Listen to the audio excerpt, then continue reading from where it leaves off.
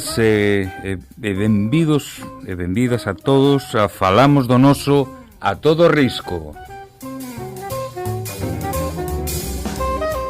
O espazo onde afondamos na nosa literatura con ollos ben abertos e sen pelos na lingua.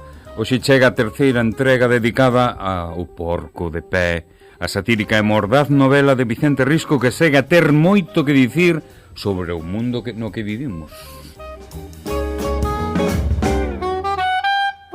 E se en programas anteriores falábamos da caricatura social e do humor acedo que impregna a obra, hoxe imos pousar a ollada noutros temas que tamén emerxen con forza entre as súas páxinas.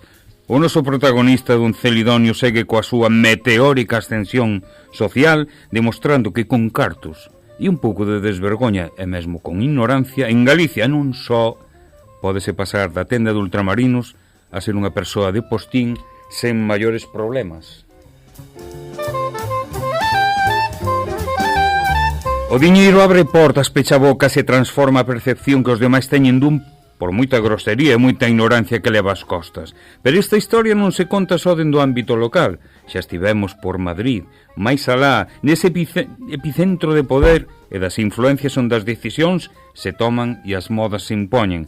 Os ecos da política dos movementos sociais tamén se fan sentir con sindicalistas e as ideas que veñen a rachar coa orde establecida. Porén, a pregunta sempre queda no aire. É posible un cambio real ou sempre acaba gañando o mesmo xogo de intereses e aparencias? E así, entre o grotesco e o real, entre a risa e a reflexión, seguimos afondando no Porco de Pé, unha obra que nos amusa que, por moitos anos que pasen, certas dinámicas seguen ben vivas. Quedade con nós para escoitar máis sobre esta sátira inesquecível e empezamos!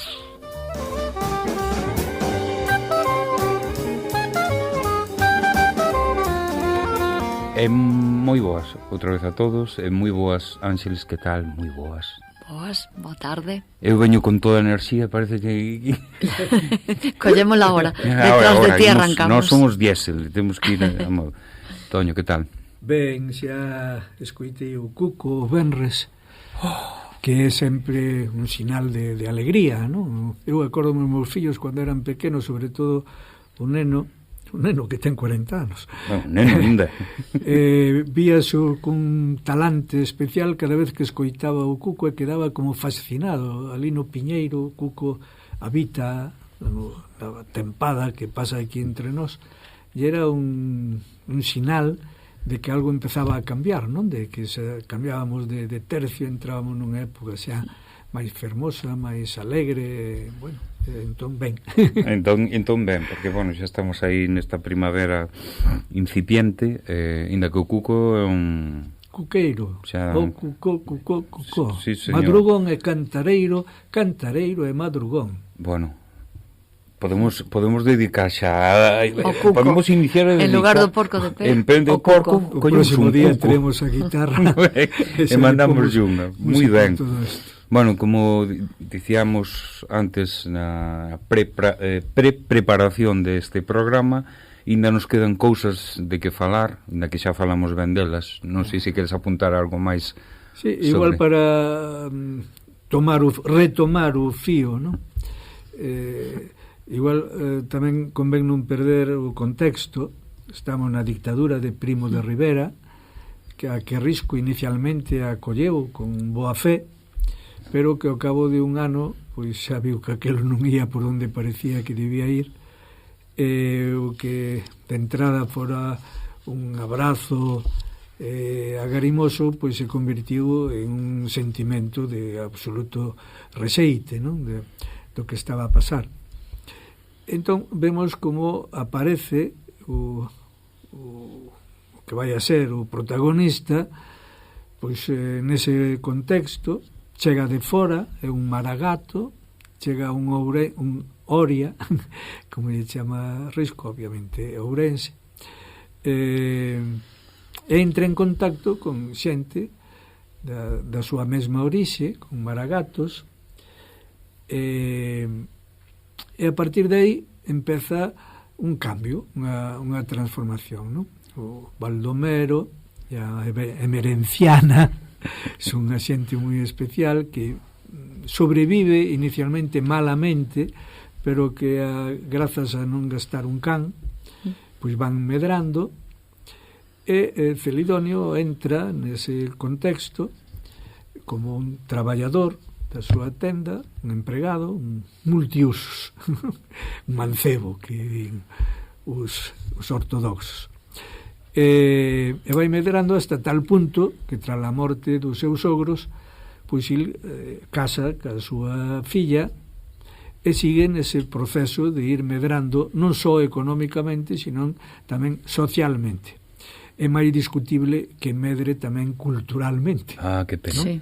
Eso sí que é un pouco máis discutible. Pero entra a formar parte das forzas vivas, empeza a facerse socialmente unha persona significativa, sobre todo polos cartos que ten, porque ele ten inversións por todos os lados, e dentro dese contexto pois acaba no elixindo para formar parte dunha comitiva que se marcha a Madrid, porque hai que negociar aí un asunto dunhas beirarrúas, hai que ir ao ministerio e tal. E anduvemos tamén por aí, Sí. acompañando Madrid, no teatro, claro, Sí. cos sindicalistas protestando na rúa, nos burdeles. Unha pasamos maravilla. bastante tempo nun burdel. Sí, bastante, sí, é certo.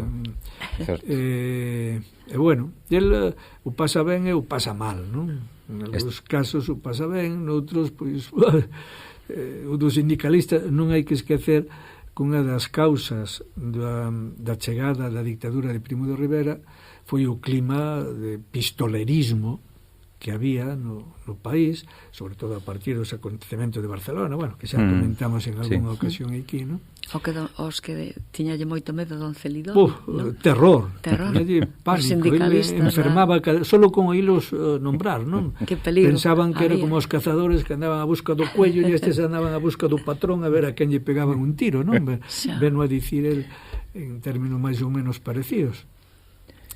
E bueno, hasta aí viñamos chegando, non? Na estancia en Madrid, a parte das cuestións culturais as que ti te referías, de asistir a un concierto e quedarse... Sí. Menos mal que roncaba no mismo tono, seguindo a mesma expresión musical que estaba escoitando, non? Entón, cando dan os platillos, ele bota tamén un estrondo enorme, e bueno...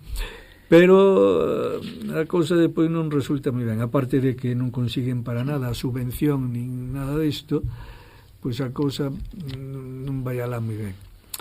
E ao final complícase aínda máis, bueno, aí coñece o conde, Sí, é Claro. importante. non o podemos claro. esquecer, o conde e o seu fillo, que máis tarde será contrincante do Albeiros na disputa dunha das súas fillas, das fillas de Celidonio, non?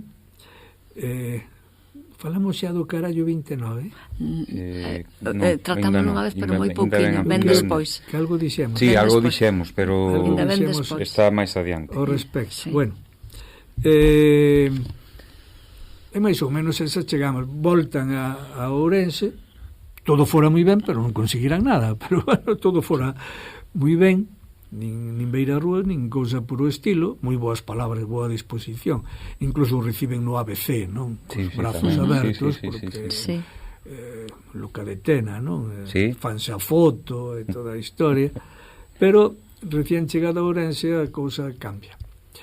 Di Risco, que creo que a última vez lo pasamos así por enriba, que non sexamos mal pensados, que a enfermidade que contraeu non foi por a visita que fixeron a certo lugar. É certo. Non sea que Sí, alguén sí, mal sí. pensado Pode pensar se que lle hai vaya algo por aí máis. a cousa. Non foi deso. Non é unha ETS deso. Non, por favor.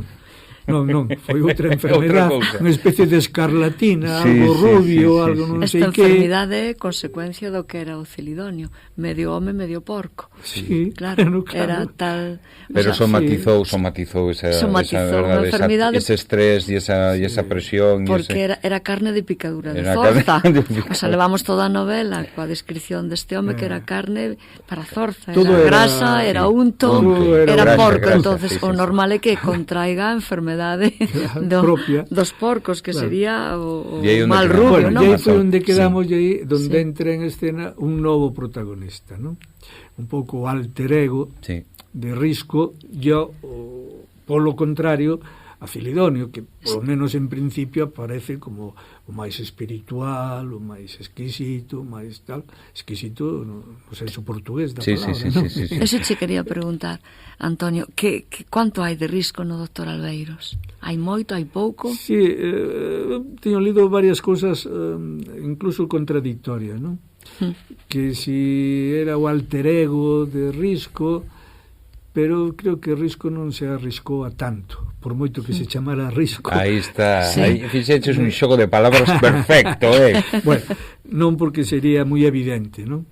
Entón é probable que en algunhas cousas coincidan, pero noutras non, sobre todo o Risco castiga ao final, non? Sí, claro, por iso. Acaba claudicando, ademais claudicando, ben claudicado. Claro, Risco non se iba a definir a sí mismo como protagonista dunha claudicación como a que como a do Dr. Albeiros, Está claro. Entón pono un pouco incluso en entredito, bueno, sí, pero cando escribiche isto, cando escribiu isto sobre Tutankamón, isto non acaba de coincidir moi ben, non? Porque, claro, non podía ser unha cousa e a contraria ao mesmo tempo, bueno, como que se quere desmarcar un pouco do personaxe, sí. ¿no? Que en algúns pasaxes aparece como moi próxima, pero depois como que se quere alonxar un pouco deste persoeiro, ¿no? Pois iso é o que imos facer ese acto de presenza do Dr. Albeiros, que vai ser o Salvador, non? De don Celidonio. Recién chegado a Ourense, don Celidonio enferma. Sí. Pasa a non haber moitos médicos, pero aquelo non dá mellorado. Entón, ao final, pois recurren casi de urxencia a un médico da época, claro, que andaba facendo consultas polas casas, sí. Non había seguridade social, non, daquela. Entón había que pagar os médicos. O sistema público de saúde non funcionaba ben ainda. Non funcionaba. Pero este médico xa tiña algo de sona, Risco xa o fixera protagonista doutro dos seus primeiros relatos, o caso que lle aconteceu ao Dr. Albeiros. Eu volvo a meter aquí neste berenxenal a ver como se move, pero dándolle esa imaxe de persona intelixente, moi formada, con moitos principios, moi ético el, moi coherente, coherente, que intenta ser moi coherente hasta que deixa de ser. Evidentemente. Claro. Pero bueno, de entrada a chegada á vida de Celidonio foi con bo pé, non? Sí, mas con éxito. Como iremos vendo ahora, vamos a seguir esta dinámica de chegarnos aos textos, claro. Que son os que nos dan, da novela.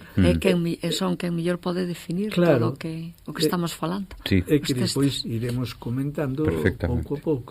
Moi ben. Imos máis ou menos pola mitade da novela ou ainda non, pero mal será. Estamos navegando pola novela. Mal será que a cuestión é debemos disfrutar chegar no camiño, non chegar ao final. Moi ben. Cavafis, acabas de falar de Cavafis. Totalmente. Ole. Que ben. Por certo, idesmo permitir porque isto é demasiado. Vou dicir, mo tendes que permitir porque igual nin ben a conto, pero é que esta mañá veuseme varias veces a cabeza unha frase moi bonita. Non hai camiño para a paz é o camiño. Sí, claro. Eu, o Antonio Blanco, fillo do zapateiro, do Demetrio, sería incapaz de formular unha frase así. Unha frase de Gandhi. Sí. De Gandhi, pero que eu creo que hoxe estaría máis de actualidade que nunca, non? Evidente. Que nunca. Ahora que andan discutindo, que se anda creando este ambiente prebélico, unha cousa auténticamente maquiavélica, non? Absolutamente. Que queren que a xente se posicione a favor de un suposto complot que hai aí, que vai reventar dun día para outro e tal. A mí me parece tremendo, e por eso toda a mañá varias veces se me veo a cabeza a fraseciña esta. Dixo, isto é unha frase de Gandhi que por certo eu utilizar hai moito tempo nunha peciña de teatro. Eu creo que é moi a caída para este caso. Porque temos que saber cal é o contexto no que neste momento estamos enunciando todo, quero dicir, no que está este programa, contexto de tensión internacional. Claro, é que no que nos estamos movendo, non? Agora sei que a Unión Europea vai poñer un día ao ano de formación do personal para estar preparado para unha suposta de catástrofe pero xa non só eso, sí, bueno, eso é outro tema, sí, eso, sí. do tiques eu cada vez que escoito dá má risa, non sei por qué, é unha cousa instintiva, pero me dá risa, non? Sí. Que o que hai que meter no chirmiño ese. Sí. Pero é que despois parece que isto é algo que non se pode evitar, non? Isto xa está todo decidido, todo só falta tal, pero mira, non se miramos cara atrás históricamente, sabemos que sempre que se produciron situacións deste tipo e alianzas ou prealianzas ou climas prebélicos acabaron cumplindo a profecía, acabaron a cumplindo, e iso é terrible, sí, non? É dicir, tú faz a profecía pero despois tens que facer que se cumpla.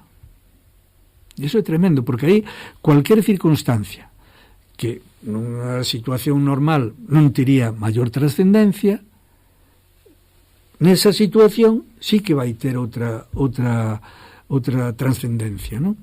Que Alemania invadira unha zona que quedaba ali ao surleste de Alemania, os Sudetes e tal, no que había unha maioría... Bueno, eso, en circunstancias normales non tería maior problema.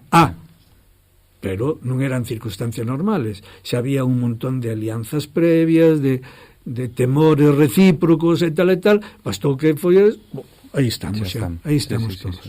E de aí marchamos para Polonia, depois de Polonia xa temos un lío armado e xa tal. Entón, isto a mí é o que me preocupa, non? Se vas cara atrás, se chegamos a fase previa a Primeira Guerra Mundial, atopamos algo moi parecido.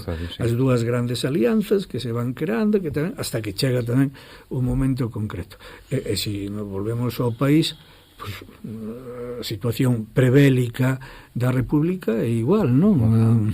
Bueno, a República moi transformadora inicialmente, depois un intento de botar abaixo todo iso, a segunda fase da República, e ao final, pum, outra vez a mesma, non? Outros 3 anos de matanza.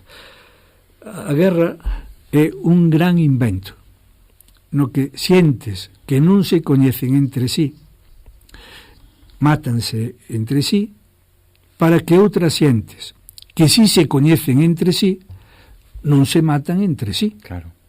Sí, sí. Que son as que, ao final, sacan proveito de todo isto. Claro. Entón, isto hai que pensalo, non? Isto hai que pensalo.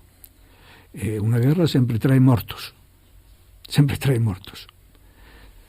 Destruir para depois volver a construir, para depois bueno, esa é unha dinámica que desgraciadamente ten sido así, pero afortunadamente é evitable. Ora, creando este clima prebélico que se está creando, eu creo que é ir ao revés. Que é o mundo ao revés. Sí, sí que é. Solo hai un camiño para a paz. Non hai camiños para a paz, solo hai un, a paz. A paz é o camiño. É así de... O problema é que hai uns locos internacionais. O mundo está en maus de uns... O problema son eses locos de uns auténticos tolos, non? Sí, sí. Pero tolos... Ese é o problema, entonces é normal que haxa un medo ante o que é imprevisible, porque eses locos son imprevisibles. Claro, digo pero... locos porque a palabra sempre decimos en galego, nunca decimos tolos. Tolos é máis no, tolos son máis domésticos. Os tolos son máis domésticos e con menos capacidade de facer dano. O loco é o que non ten límite. Sí, sí. Hai uns cuantos líderes internacionais que son auténticos locos. Claro. Entonces é normal que haxa un medo así, prebélico. Non se sabe, sí, pero non se sabe realmente. É unha cousa, eu creo que exagerada, non? E con moitas complicidades, moitas complicidades. Claro.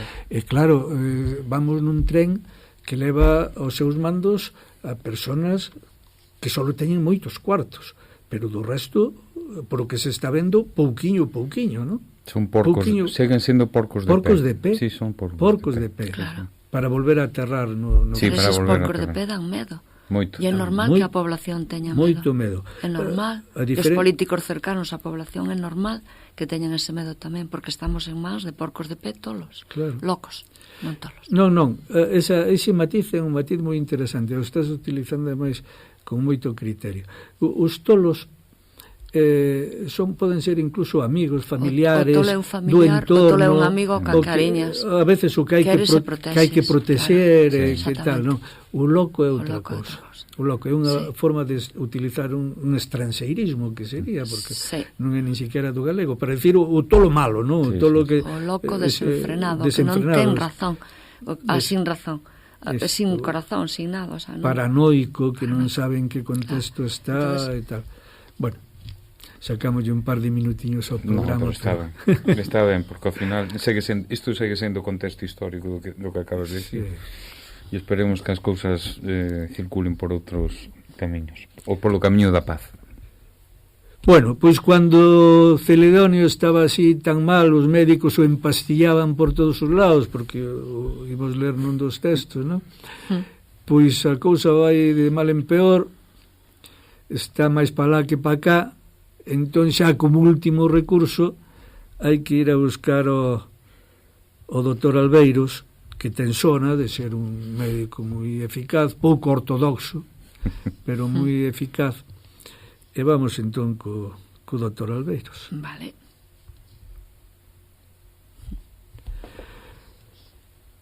Vírono moitos médicos, é como se nada. Por fin chamaron o doutor Albeiros. O doutor Albeiros é o libertador da momia de Tutankamen. Eu sempre dixen Tutankamón, sí. Pero Risco escribía Tutankamen. Ti o sabes ben porque fixeches o papel. Polo cal foi chamado o novo Orfeo, o Orfeo do século XX. Bueno, depois facemos os comentarios. Cando chegou o doutor Albeiros, don Celedonio tiña 40 graus e non daba tino cando lle falaba.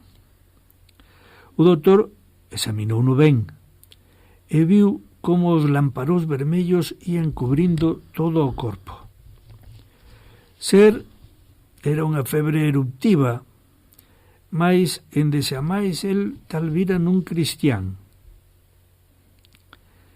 Dixo que o deixaran repousar, que el xa voltaría, e marchou para casa co convencemento de que o don Celedonio tiña o mal roxo. Do mal roxo, máis do 20% podense andar. O caso é evitar complicacións.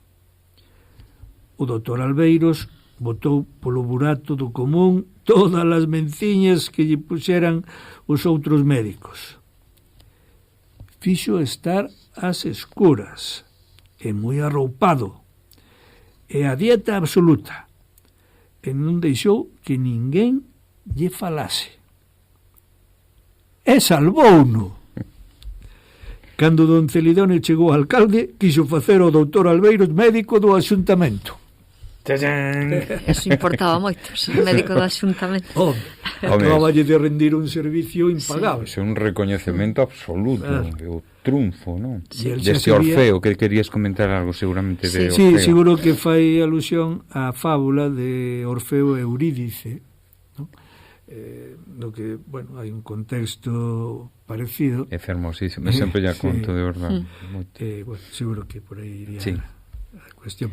Claro, unha das ventaxas de Risco é que, como tiña tal formación, era tan universal a formación que tiña, que continuamente está manexando alusións a elementos que forman parte desa formación tan universal, non? Sí. E unha delas seguro que era a fábula esta, de Orfeo e Eurídice.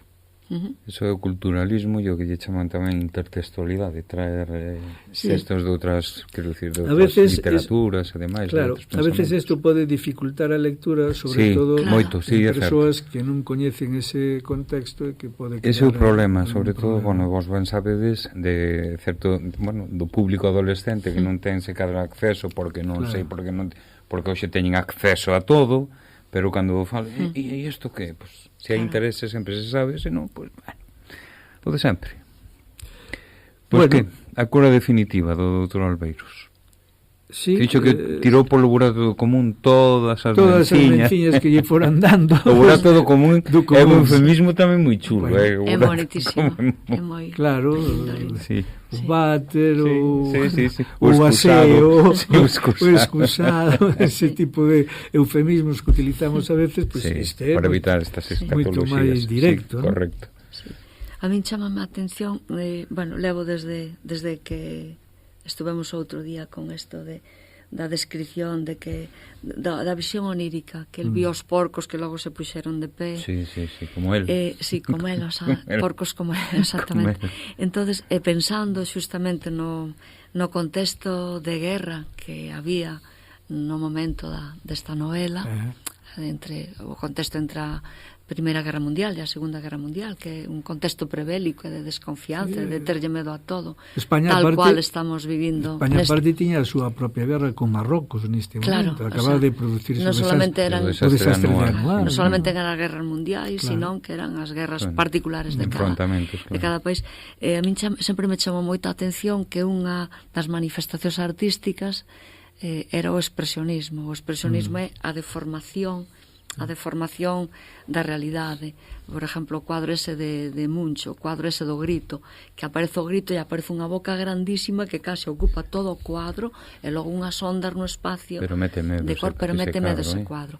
Entón, eu pensando en todo o que estamos vendo da novela, a mí pareceme que é unha novela produto dunha interguerra, o sea, dun período de prebélico, posbélico e prebélico, pos da Guerra Mundial e pre da Primeira Guerra Mundial, máis as guerras particulares que había e que se estaban fraguando, como a Guerra Civil Española.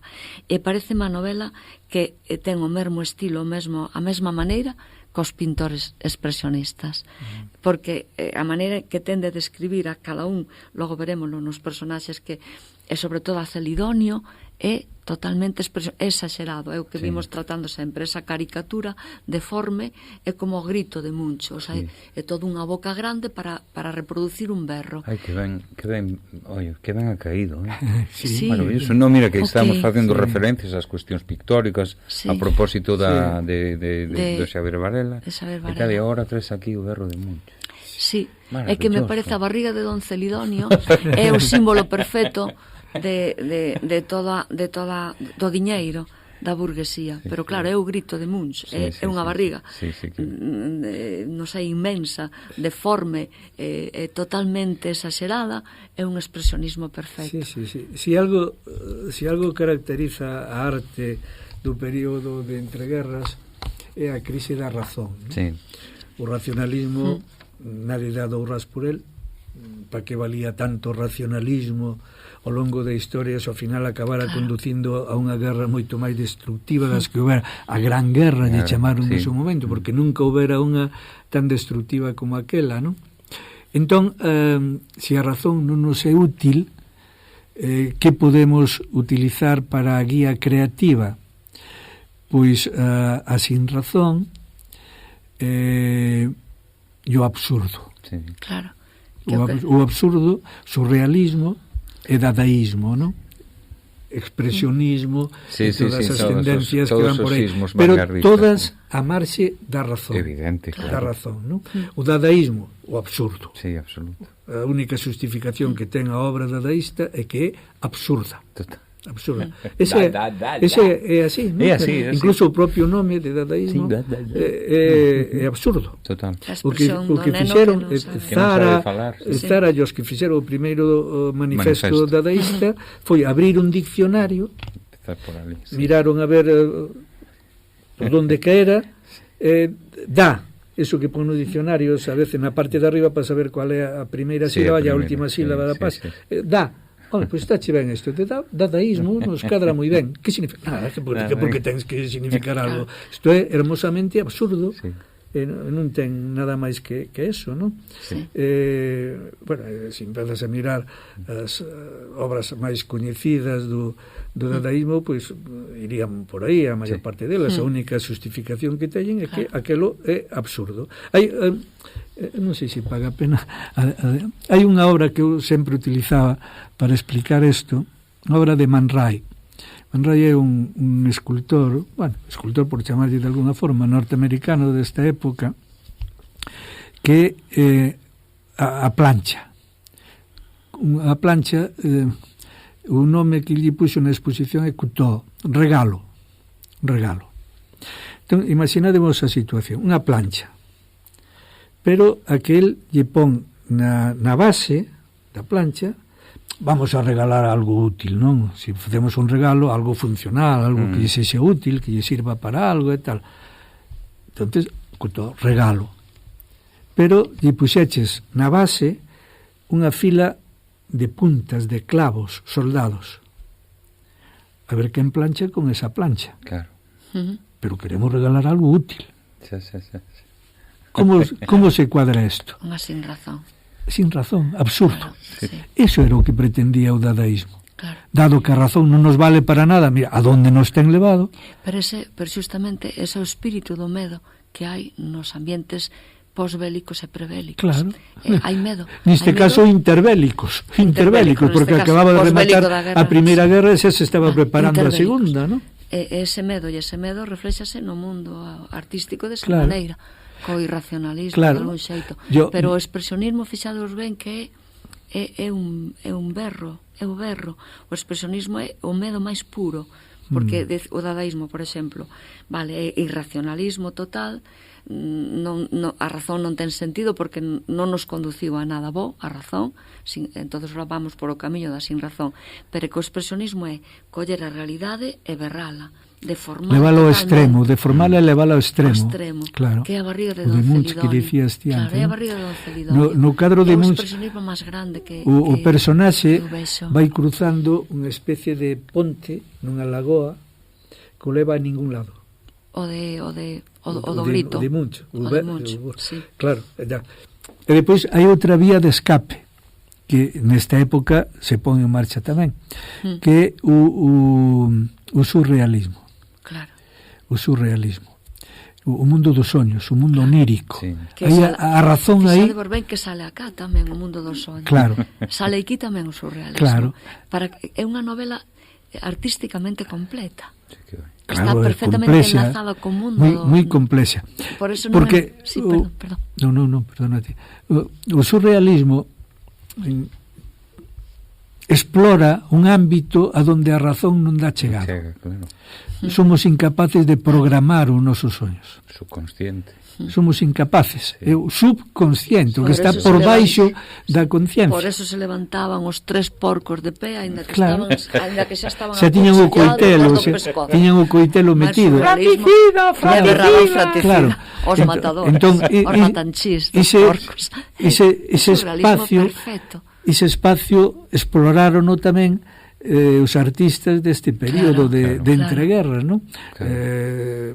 Non só nas artes plásticas, incluso no cine, no teatro e tal, ali a donde non se daba chegado, ese espacio onde a razón non era capaz de entrar e que polo tanto se vía como un espacio de liberdade, de improvisación, donde son outras forzas as que deciden, pero non a da razón que non servía para nada, xa quedara desbotada e, polo tanto, hai que buscar outras fórmulas de... Coa abordaxe, por exemplo, de Sigmund Freud sobre este mundo que influe moitísimo nese momento se están publicando moitos estudios en Europa sobre o subconsciente, a partir de Freud e toda a escola que el creou, non?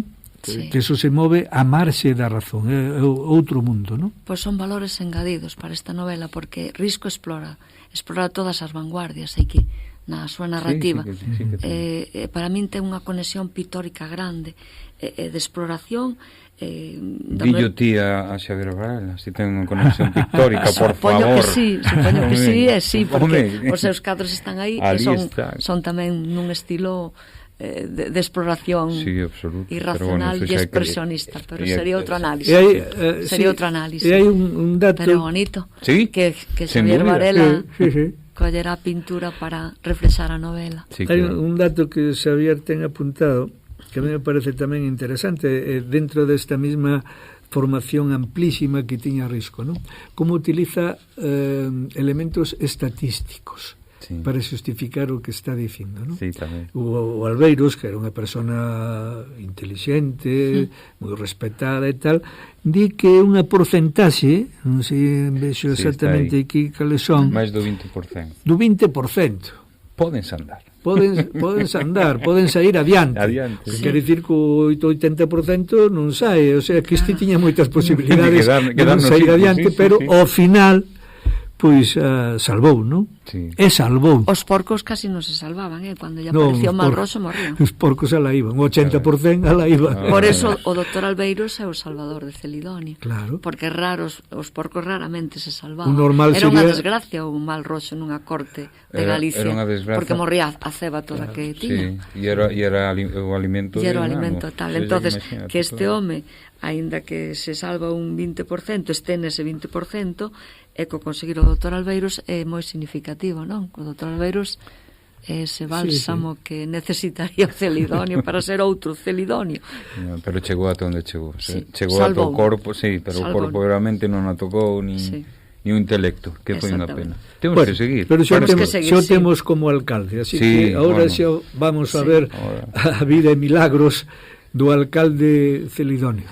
Bueno, e aí é onde fai evidentemente dentro deste panorama social onde se centra nesa evolución tamén, non, da perda da forza da fidalguía e o ascenso dos tendeiros, que ao final non deixa de ser tamén unha evolución social. Un cambio de era, o que está pasando hoxe tamén a certos niveles, non? Sí.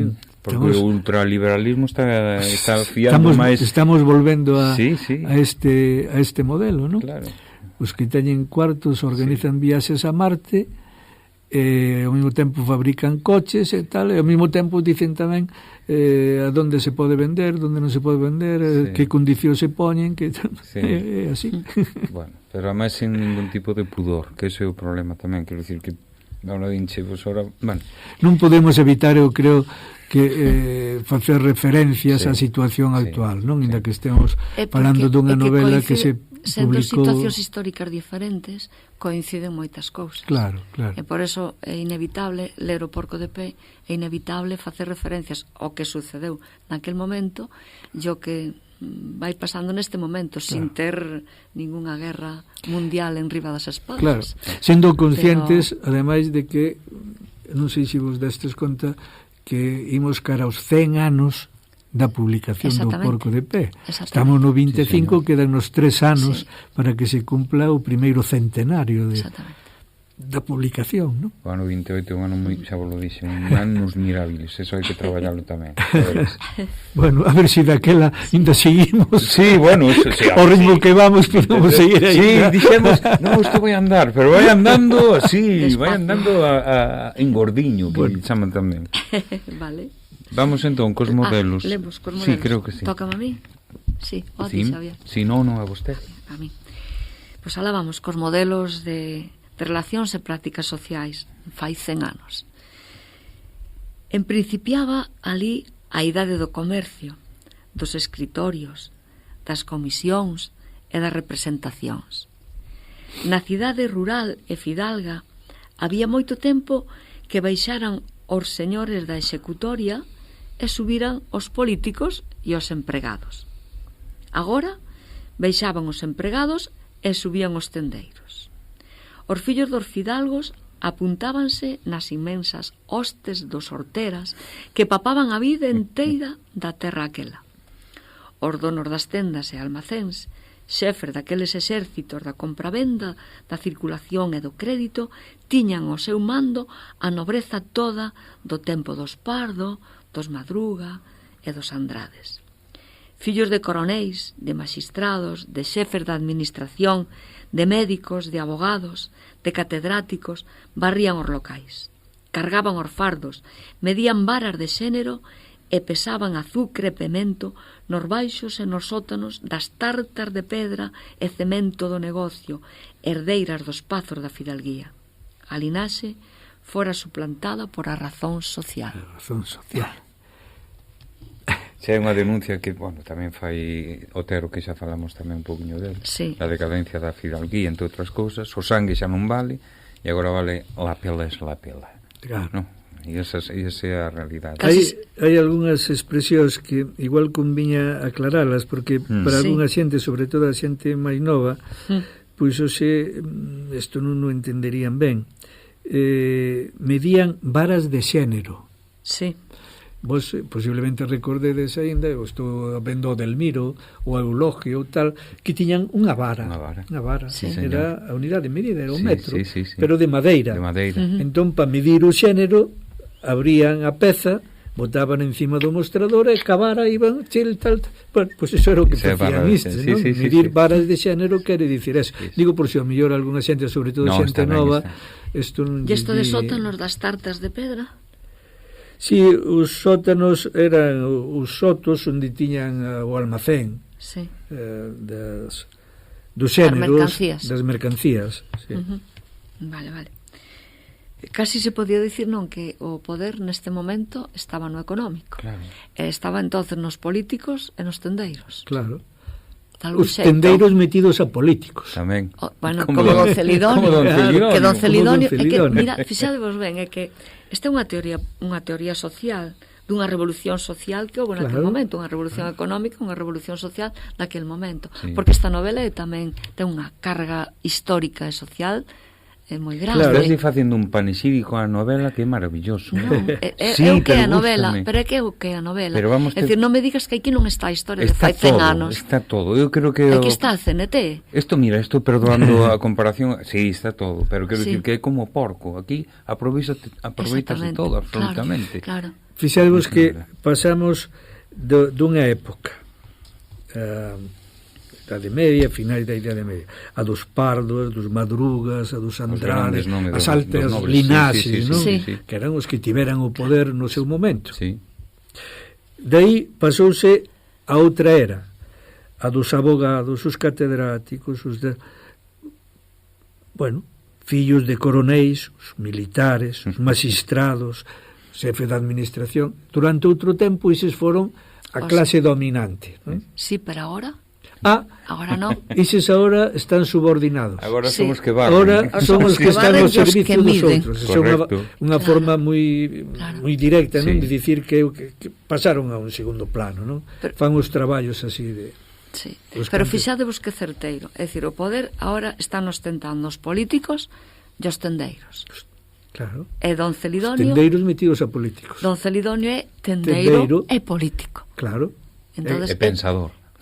Bueno, o pensamento... Eso, desde que se puxo a chistera. A chistera, claro. En cuestión de pensamento tamén é expresionista a novela, porque tamén as teorías económicas e as teorías políticas son totalmente expresionistas. Sí, señor, cando non teñen sentido ningún. Cando Don Celidonio empeza a falar do valor do diñeiro, vai directamente proporcionar. E se se suprime o diñeiro, como que se van pagar as cousas. É que esas explicacións son, eu dicía esperpénticas, pero penso que o término expresionista é máis indicado. É grotesco tamén, podemos meter. Claro, é unha explicación grotesca, dos libros, ganarán moito diñeiro os impresores, non? Pero unha concepción, quero dicir, plana, non? Simplista, de que, Pero volvenos á actualidade, é que isto está pasando hoxe. Pois eso, exactamente. Isto está pasando hoxe. Aí é onde quería chegar eu. Fai 100 anos escribes esta novela, fai 100 anos publicas esta novela, ten un protagonista que é político e tendeiro. Está sempre metido nos cartos, o sea, todo é cartos para el. Ve os cartos debaixo das todo pedras. Todo mide desde o prisma dos cartos. Todo diñeiro. Da pecunia. Sempre. Entonces, trasladade 100 anos despois, que a nosa época, 2025, estamos hoxe, trasladade, e non me digades que políticos, o término tendeiro xa non é, pero son outro tipo de tendeiros que manejan cartos. Estamos noutro tipo de tenda, xa non é a tenda online, é a tenda electrónica, non é a tenda de medir varas de tela encima dun mostrador, é outra tenda, pero seguimos no mesmo, seguimos na dinámica do diñeiro e na dinámica do político que ten cartos, que busca os cartos, e na dinámica do tendeiro, pero outro tendeiro que se maneja todo por cartos. É a outra escala. Antes a escala era unha escala doméstica, pequena e tal. Pero por eso pasaron 100 anos. A escala é escala mundial. Por eso pasaron 100 anos. Non en vano pasan 100 anos. O sea, pero o asunto é o mesmo. Outra cousa é saber se isto valeu para algo. Non, claro.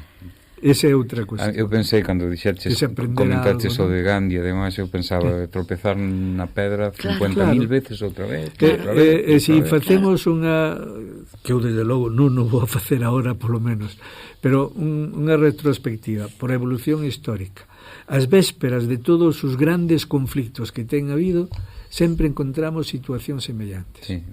Creación de alianzas supostamente defensivas, pero co que crean é un ambiente prebélico que no momento en que se produce cualquier chispazo, o incendio xa non hai maneira de apagalo.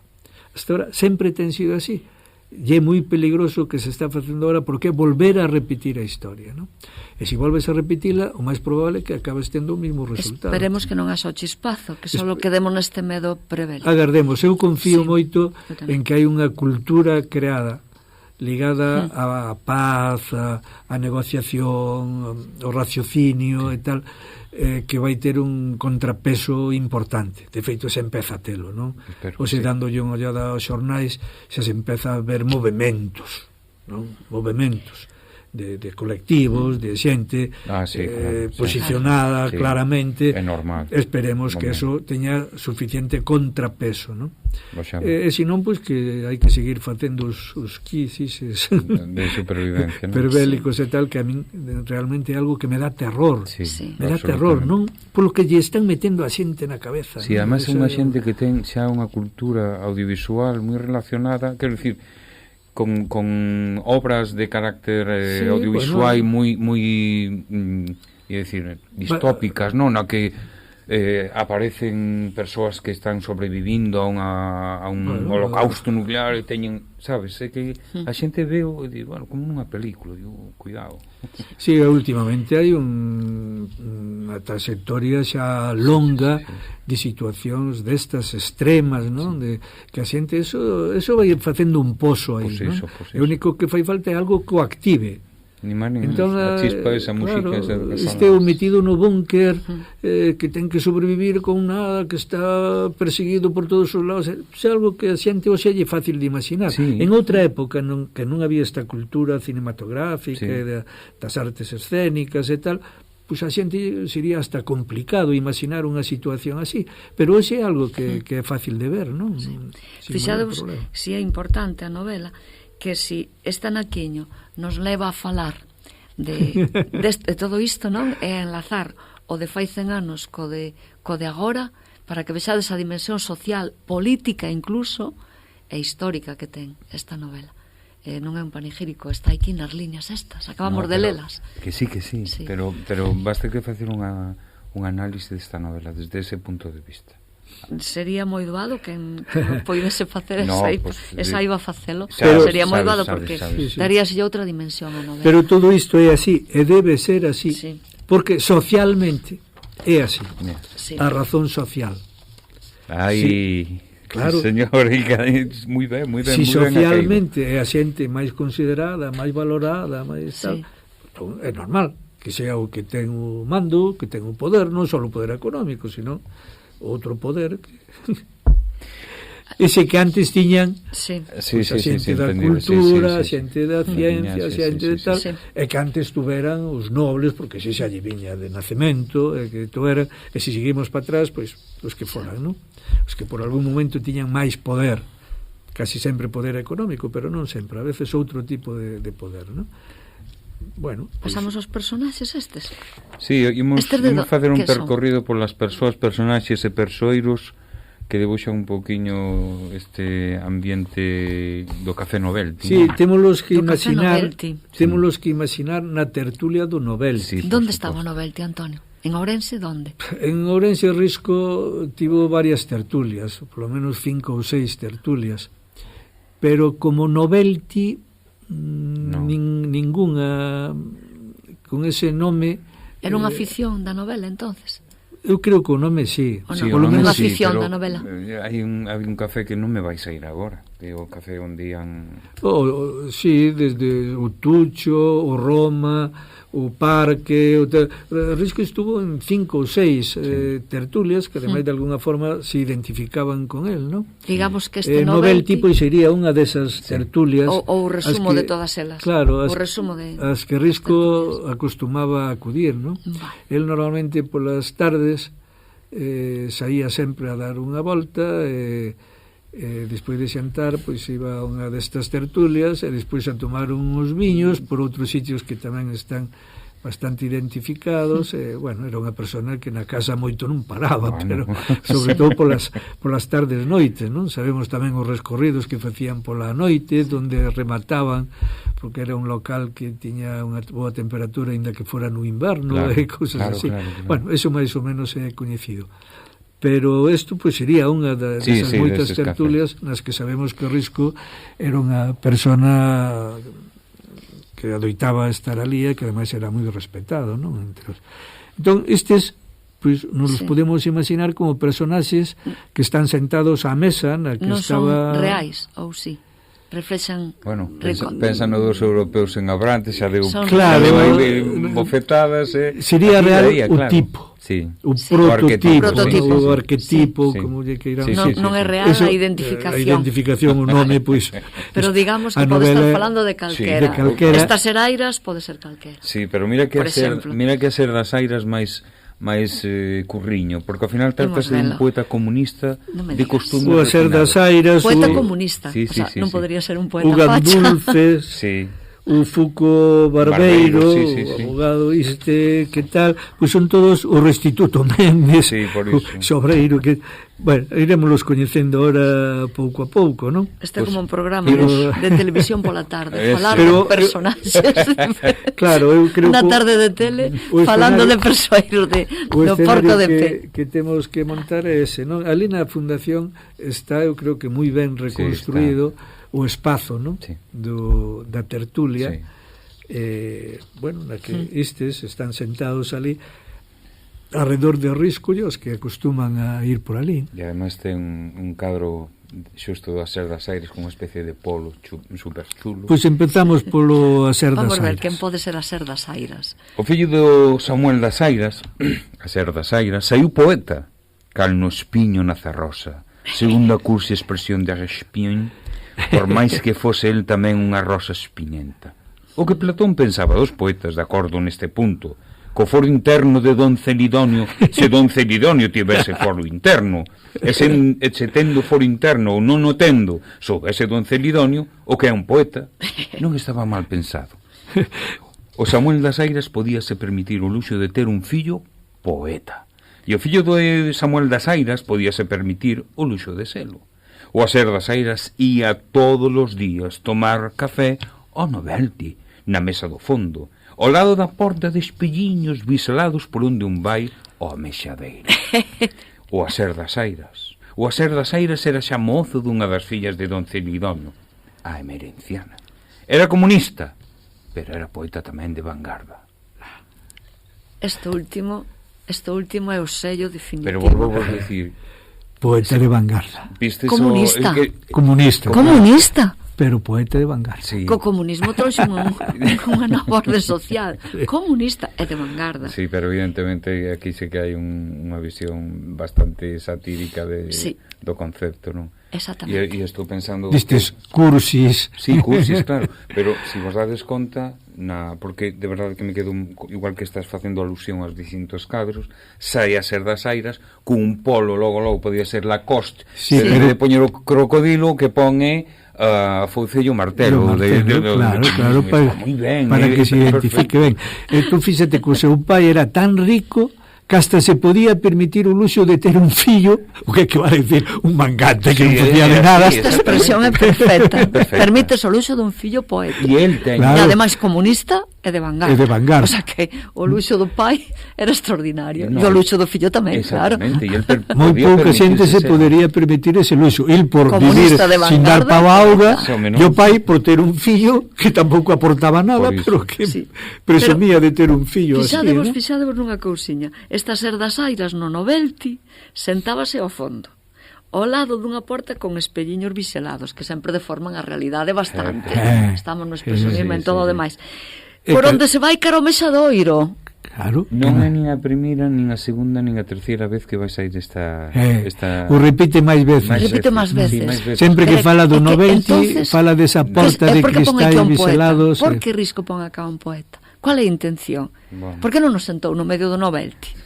Bueno, que quere decirnos? Porque estaba a marxe de todos os demais. Il movíase no seu mundo e non tiña nada Pero que ver é teno que poñer ao lado do mexadeiro. Bueno, porque na súa escala Entendedes o asunto? na súa escala, claro. pois era o lugar na formación e na concepción que que lle podía ter correspondía. un poeta como Un tal. poeta ao lado dun mexadeiro, o sea, vai meditar ali os versos na última mesa do Novelti, porque os poetas van meditar versos aos cafés, digo eu, non? As tertulias, alá, ao ladinho da porta dos espelliños, que vai ao mexadoiro. Pero xa te digo, isto vai nos repetir unhas cantas. E por qué? Sí. Preguntámoslo, deixamos aí a pregunta no Sí, aire. a pregunta está ben facela. Home, o mexadeiro non deixa de ser un sitio de excreción, non? Claro, vas botar algo, sí, claro, bien, escatolóxico. Claro. Seguimos chegando a unha tertulia na que hai varias personas sentadas alrededor da mesa, seguramente o último lugar que un querería ocupar é a que está ao lado da escaleira que baixa ao meixadeiro, claro. Que aí chegará de todo menos vos cheiros, non? Sí, entón isto coloca no último lugar, non? Sí.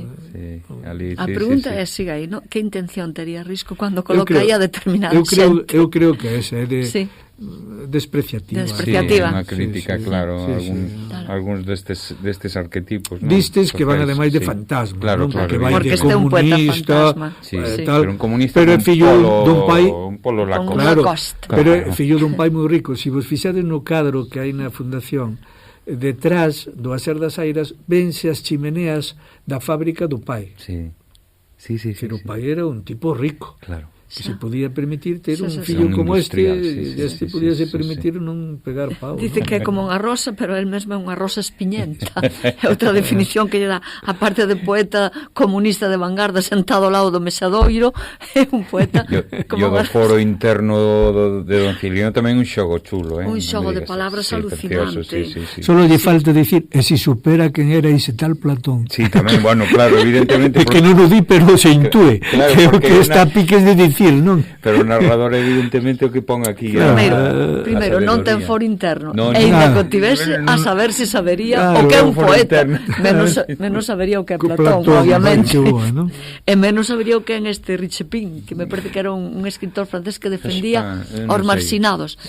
Tiña poesías, además era tamén moi foi denostado e tiña poesías en defensa do mundo obreiro marxinado. Era este Richepin, nada que ver co poeta este que é rico, e nada que ver co pai do poeta ou as Temos versos Herarias. del, máis adiante hai algún versiño del que anda por aí. Bueno, pues leremos os versos de iso. Seguimos con outro, co Gandulfes, que este tamén é outro que ten. A ver que lle pasa ao Gandulfes. O Profundador. Sí, porque o Profundador chamábase Xoaquín Gandulfes. E que lle ven este nome xermánico. Naturalmente, era filósofo. Case o filósofo oficial. Como se dixéramos o encargado, virtude da división do traballo social, de profundar por los que non profundan, que aquí son todos os outros, polo menos segundo el pensaba. Os outros disfrutan e viven da anécdota. A él quédalle o mundo da categoría. A filosofía de Xoaquín Gandulfes consistía na explicación de dúas regras metódicas. Primeira, revolver as cousas co de adiante para atrás. Segunda, aplicar a filosofía o tecnicismo do sport e da hixiene. Mi madre. Domesticar a tecnoloxía, o sea, acercando a xente, non? Utilizando palabras relacionadas co mundo do deporte, co mundo da hixiene, tal, para que... Sí, pero pensa polos demais, que os demais non pensan. Claro. Non me digades que isto non é estas divulgacións actuais de pensamento, dunhos cantos, que o resto de papós tragan todo a través dos TikToks. Pero a figura do profundador xa aparece tamén en varios autores, pero o Castelao tamén traballa o profundador no barbeiro de sábado, que lle chama, eu que profunda. En Otero tamén hai profundadores, un personaxe que así, non sei se a palabra que utilice exactamente profundador ou algo parecido, o que sempre ten que poñer o... É que a palabra, xa que estamos a veces permitidme esta historia, pero é profundar, non é profundizar a palabra en galego normativo. Profundarse. Entón queda con esa idea de profundar, de chegar ao fondo. Claro, salir da anécdota e entrar na categoría. Pero na categoría, exactamente. Pero é o único que fai, o único que profunda. Os demais andan quedanse no anecdótico. Claro. Isto profunda, dalle a volta as cousas e busca por detrás. Pensade nas redes sociales actuais. Claro. Pensade nas redes sociais actuais. Oye, traes todo tan ben acaído. Non, Pois todo é anécdota, falta despois alguén que poña as cousas no seu sitio. E tamén aparece alguén que profunda, parece que profunda, pero non profunda, transmite unha serie de pensamentos que non son tal, son equivocados. Sí. É dicir, a actualidade é máxima, a actualidade desta obra é máxima. Oficial, que é o que dicía aquí, o filósofo... Pero é unha sorna que haxa un filósofo oficial. Claro, evidentemente, pero é o que dicíamos do Barbeiro que sempre di... Pero na tertulia o respetan, non? Sí, claro. Dulces, porque este saben que sempre vai facer unha lectura máis profunda do asunto, o que hai detrás desto, non quedarse ca anécdota. Eso está ben, que hai detrás desto, eso está ben, pero se o autor dice que o filósofo oficial, é dicir, o encargado de profundar porque os outros non profundan, aí é onde está a ironía. Claro que estamos ben que haxa un profundador, pero a ironía está en que sexa un que pense polos demais. Sí, pero eso ao final di aquí, polo menos segundo el pensaba. Bueno, decir, que é algo que se lle outorga a ele, ao seu pensamento, eu son o profundador, pero penso que é así. O narrador non lle concede o personaxe. Bueno, vamos coñecendo como era esa tertulia, non? Os personaxes interesante, había que estar ali, na tertulia. Tamén, a min gustaríame.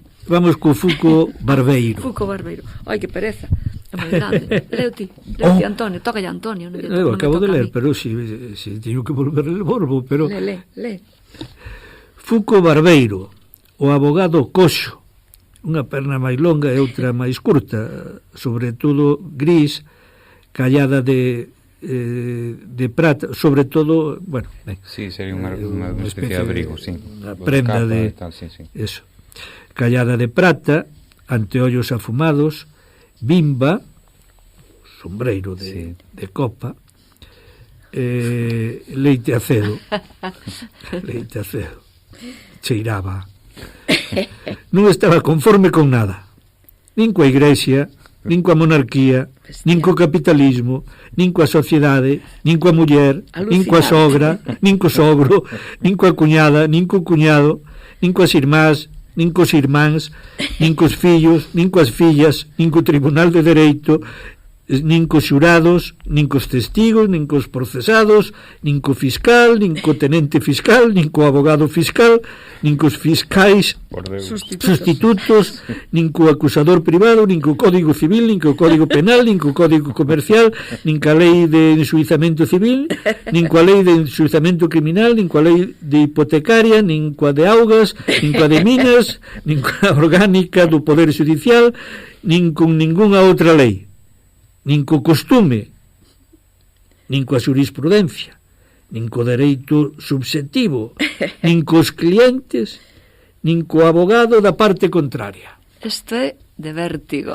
Isto é de verdade Isto tamén é expresionismo. Totalmente, pero aquí xa dixemos que as súas enumeracións, non? Sí. É risquiano, non? A utiliza moitas veces como recurso, sí. Ademais vai increscendo. Eu intentei na miña lectura que intentei ver facer como que vai subindo, non? A intensidade do que vai dicindo. Seguro que a Ángeles o faría moito mellor ou ti. Pero é ondulante, porque empeza arriba, empeza nin coa igrexa, nin coa monarquía, nin coa... E logo vai o máis pequeno, a cuñada, a filla, a irmá, e logo volve os códigos vai subindo, vai subindo hasta chegar aos máis, non? É unha onda de enumeración, é unha ondiña. E vai pasando do concreto. Totalmente. Eu collía un pincel e pintaba hasta ahora mesmo isto, o sea, é risquiano. É provocación absoluta. Fixadevos que vai falando de cousas concretas e deixa para o final ideas, non? Xa unhas cousas concretas. Claro. Nin coa lei do costume, nin coa xurisprudencia, que iso xa é pura abstracción, non? Nin co dereito subxectivo, nin cos clientes, nin co abogado... Logo termina xa na área da súa abogacía, é dicir, o cliente e o abogado contrario. Claro, porque ao fin e ao cabo era abogado, non? Era abogado, coxo... Fuco Barbeiro. Sí, e isto de leite acedo, eu tomaría o que ten carácter agrio, non? Sí. Ou mal cheiro. Bueno, no, mal cheiro, pero mal cheiro non porque cheire mal, senón por acidez de carácter. O acidez de eso, de carácter, o sea, para non estar de acordo con todo isto, que tira para atrás, non? Un leite picado, destos, non? Unha persoa amarga. Leite picado, leite acedo, claro. Que tira para atrás. Un yogur, como dicen por aí, ten carácter de yogur. Xa sabedes que os yogures non caducan, por favor. Sabedelo, non? Xa que estamos aí, estamos sendo unha... Quero dicir, un servizo público de información, hai que dicirlo, os yogures non caducan. Esta novela é elástica, ten de todo. Absolutamente. É así como unha cinta elástica que podes tirar por aquí, por acolá. Bueno, temos a un poeta comunista, a ser das Airas, a un filósofo profundador, o Gandulfo existe, e a un abogado tamén moi seu, que é o Barbeito, o Fuco Barbeito, que non está de acordo con nada, con nada nin con nadie, é un nihilista absoluto. Seguimos con... Temos 3 dos personaxes da tertulia. Podemos ir a outro, non? Vale, sí, vale. Podemos ir a outro. E agora, a ver, quen pronuncia esta expresión tan expresionista? Eso con moita calma. Bueno, lemos entonces Restituto Méndez. A prosografía de Restituto Méndez, obreiro honorario. E defino así, Risco: repúblico revolucionario, social, sindicalista, anarco-comunista.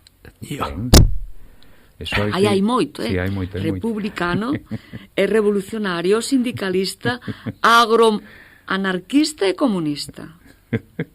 Terror de Don Celidonio, ocupado somente en conspirar contra os fundamentos da orde social, avalar cimentos do mundo civilizado e guindar con el no caos sanguiñento do bolcheviquismo ruso, o que tamén semellaba vendido, posto que todos os días tomaba café, copa e puro. Claro, o máis puro emblema...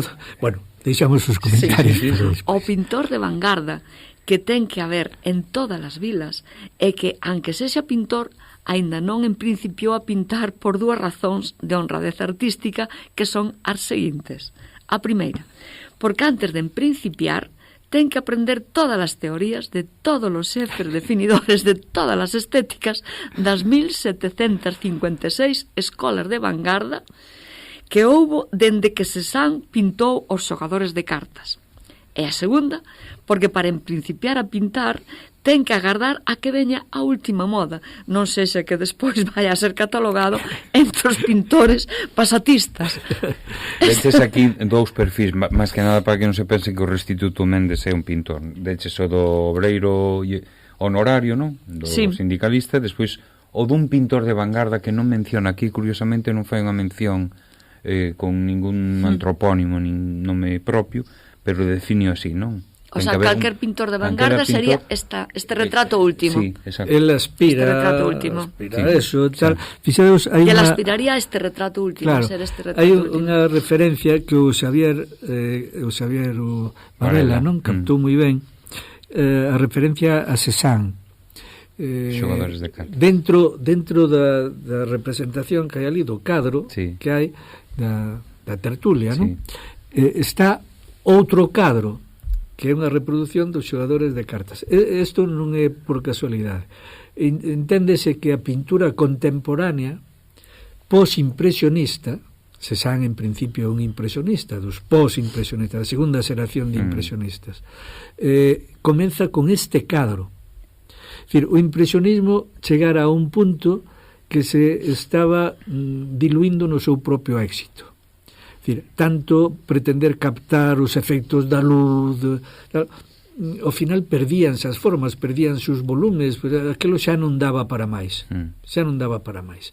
Entonces, cando aparece xa, esta última generación, os posimpresionistas, que buscan outra salida. E se vos fixade neste cadro en concreto, os xogadores de cartas, volvense ver as figuras. Incluso hai unha tendencia a utilizar líneas rectas, de tal forma que moitos estudiosos da arte o consideran un precubista.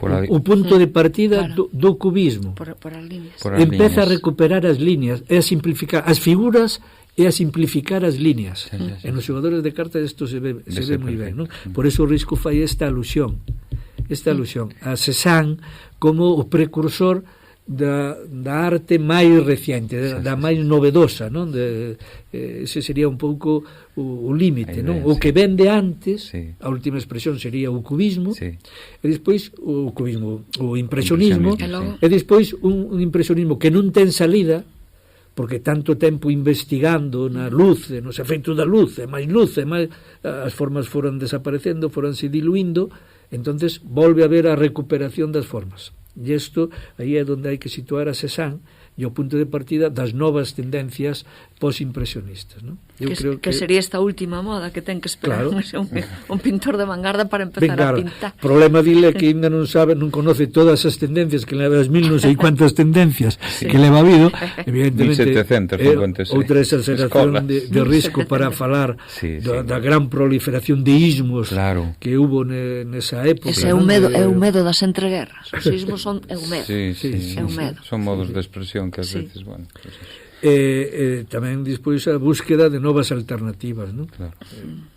As que virían a partir de aí, non?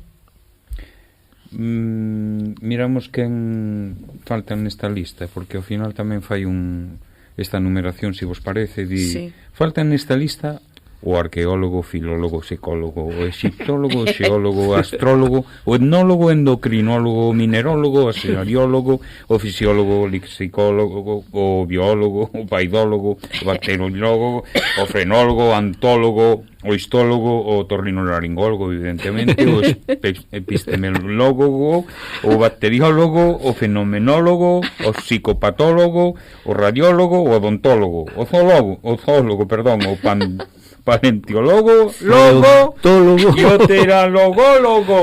Teratólogo. Que será un teratólogo. Sí. Eu mirei, é unha cousa complicada, porque os demais máis ou menos ou che sonan ou podes ir deducindo un pouco pola etimoloxía e tal. Pois é un médico especialista en anomalías do feto. O teratólogo. O teratólogo. Médico especialista que eu non sabía que existía. Menos mal que non abrín a boca, porque ia dicir outra cousa dos pteranodóns, claro, dicía, os dinosaurios que non. E pon no final da enumeración. Sí, o último para que vayamos a mirar, a ver, porque os demais ainda máis ou menos che van sonando, polo menos pola etimoloxía podes ir deducindo, non? Si pon este como último de enumeración, que considera todos os demais auténticos fetos, abortos da naturaleza que lle pasa a Risco. Vai un pouco por áreas, non? Vai por áreas, anda cos médicos, despois pasa... No, pero mira, o teratólogo está ao lado do paleontólogo, o sea, non vai por áreas aí. Zoólogo, paleontólogo, sí, ao final o pon aí. Cuidado que pode ter unha intención, Cuidado que pode ter unha intención, que este Risco non dá puntadas sin frío. Evidentemente. Cuidado. Pode ser que o poña aí por algún motivo, sí, pero de acordo co dicionario é un especialista en anomalías do feto. Pero bueno, o feto en teoría, así, cando falamos de feto, é casi despreciativo.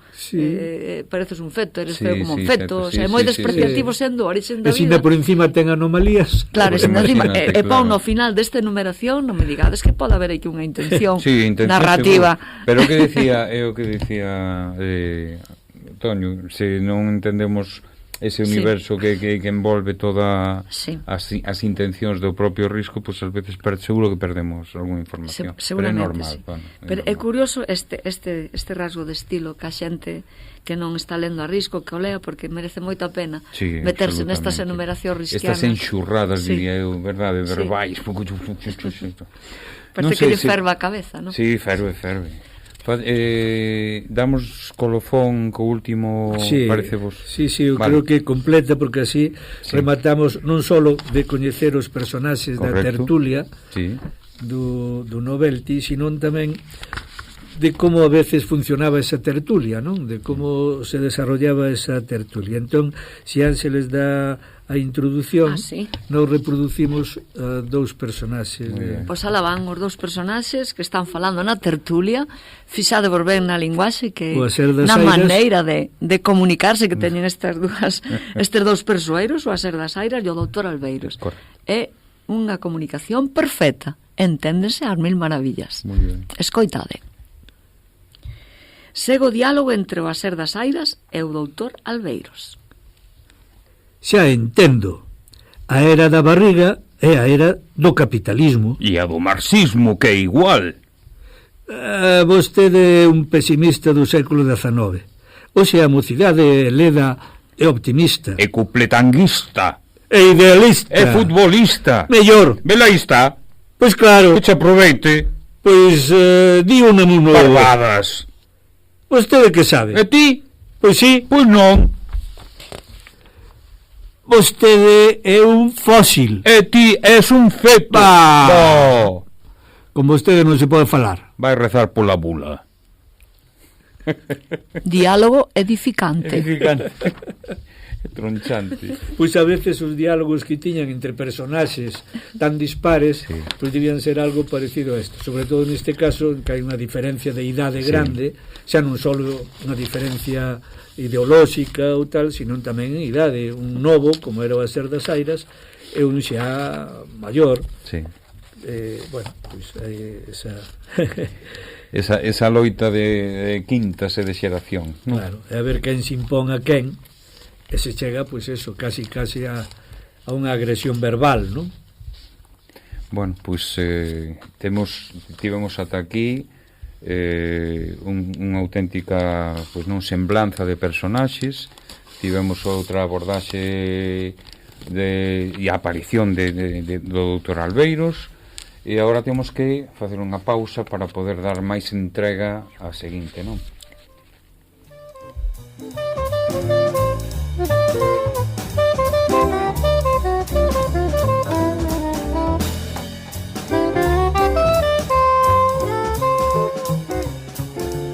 Veña ata aquí, emprazando, como sempre, a vosa presenza no seguinte programa, na seguinte entrega, no seguinte capítulo, a propósito do Porco de Pé, do doutor Albeiros e do don Celidonio, coas últimas, digamos, pinceladas desta grande novela.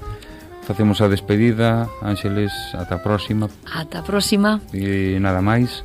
Nada, que marcho envolveita no expresionismo dos personaxes. Que maravilla. De Porco de Pé.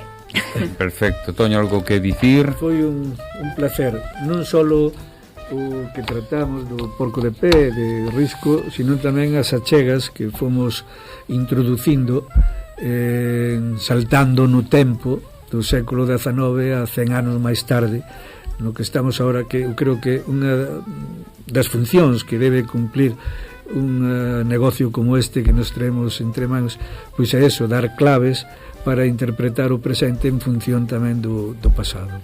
Pequeno servizo público que sempre dende aquí, dende Radio Allariz, que é a voz dun pobo e a voz de Vicente Risco tamén. Emprazamos ata a próxima. Un saúdo.